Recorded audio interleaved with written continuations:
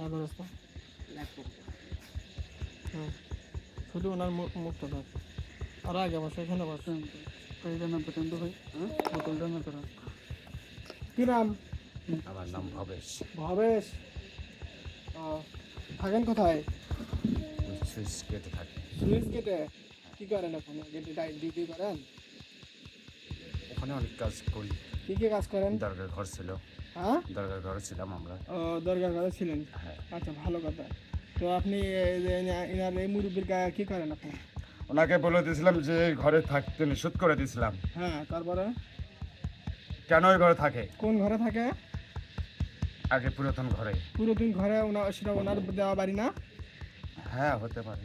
হ্যাঁ, এখন শোনেন, আমি আপনাকে বলতেছি ওনার হাত কাঁপানটা বন্ধ করেন। হাত কাঁপান বন্ধ। হ্যাঁ, চুপচাপ বসে থাকবেন। এর ওনার নিঃশ্বাসের সমস্যা করে না, ওনার শরীর স্বাভাবিক হয়ে থাকেন।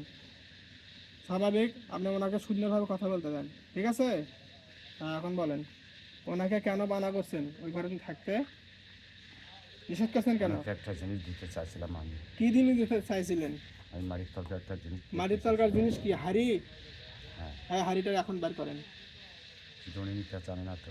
আরে ওনার দরকার নাই তো, উনি এখন সেই উনি টাকা কি করবে আর আপনার হাড়ি কি করবে? ওনার ছেলে মেয়েরা আছে না, ওনার দিকে দেন, আপনি বাড়ি করেন।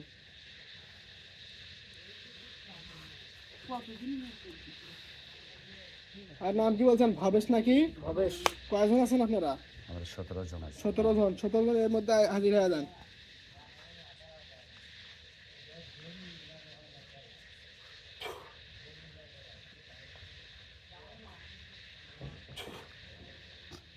সতেরো জন আসছেন? হ্যাঁ, কেমন লাগতেছে আপনাদের? ভালো। ভালো। আপনাদেরকে পোশাক পরে দেওয়া হচ্ছে? আমার তো অন্য অবস্থা করছে না। কি অবস্থা করেছি? যে অবস্থায় ছিল সে অবস্থায় আসছি। হ্যাঁ, আসছেন। এখন কি অবস্থায় আছেন? এখন কেউ খালি গায়ে আছে। হ্যাঁ, এখন আপনাদের পোশাক পরে দেওয়া হয়েছে? এটা তো আছে। কি পোশাক পরে দেওয়া হয়েছে? সাদা রঙের পোশাক। সাদা রঙের পোশাক। পোশাকের ঘ্রাণটা কেমন? ভালো, ঘ্রাণটা আরো গভীর করে দাও, আরো যেন নিঃশ্বাস নিতে না আমার।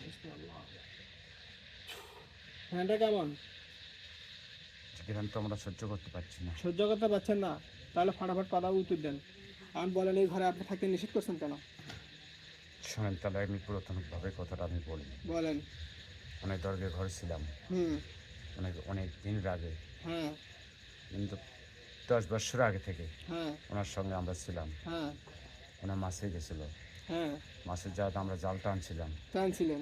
টানার পরে বড় মাছ ওনাদের জালে উঠছিলাম। হ্যাঁ। সে মাছটা ছেড়ে দিছে। হ্যাঁ। সেই মাছটা ছেড়ে দেওয়ার পর উনি অনেকক্ষণ বসেছিল ওখানে। হ্যাঁ। বসে থাকার পরে মাথায় হাত দিছিল। হ্যাঁ। হাত দেওয়ার পরে আমরা বলে দিছিলাম হুম। তুমি এখানে আমার সাথে আসো না। হ্যাঁ। তার মাঝে মাঝে মাসুদ গেছিল। হ্যাঁ। তার কিন্তু ব্রেন সমস্যা হয়ে যায়। আচ্ছা, আচ্ছা। ঠিক আছে। হ্যাঁ। আমরা যখন মনে মনে একটা তিলাবত করছি আর কি, ধারণা করছি, জি। সেই ধারণার সীমের অতির করে তিনি চলে আসছে। হ্যাঁ। আসার পর আমরা সেই কাজগুলো সমাধান করতে পারিনি। আচ্ছা। কিন্তু আমাদের ওই চোখের নিঃশ্বাসটাও বা ওর উপরে হানি পড়ে। হানি পড়ে? হ্যাঁ। তা তোমাদের চোখটা অন্ধ করে দিলে তোমাদের আর তো চোখের দৃষ্টি যাবে না ওদিকে, তাই না? এটা তো অনেক দিন হলো। হ্যাঁ, এটা তো অনেক দিন হচ্ছে। তো উনি এখন কেন আপনাদের দৃষ্টির মধ্যে আছে?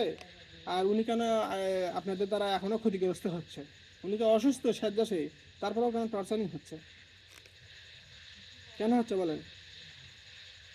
হচ্ছে আমাদের কারণে। আপনাদের কারণে। আপনাদের কারণগুলো নষ্ট করে দিলেই তো আর উনি সুস্থ থাকবে, আপনাদের তো আর টর্চারিং হবে না। কেলো